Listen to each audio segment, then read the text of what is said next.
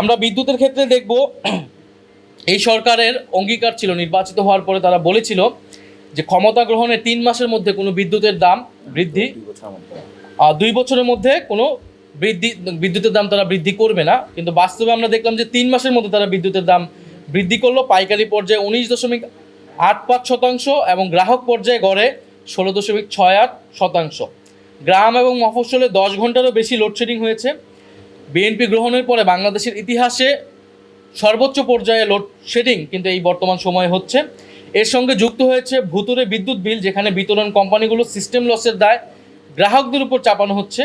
এবং এই সংকটের সমাধান না করে বিদ্যুৎ বিভাগ উল্টো ভুতুরে বিলের নিয়ে অপপ্রচারের জন্য শাস্তির হুঁশিয়ারি দিয়েছে। আপনারা দেখবেন যে একটা বিজ্ঞপ্তি দিয়ে তারা এটা যারা সমালোচনা করতেছিল তাদের বিরুদ্ধে হুঁশিয়ারি দিয়েছে।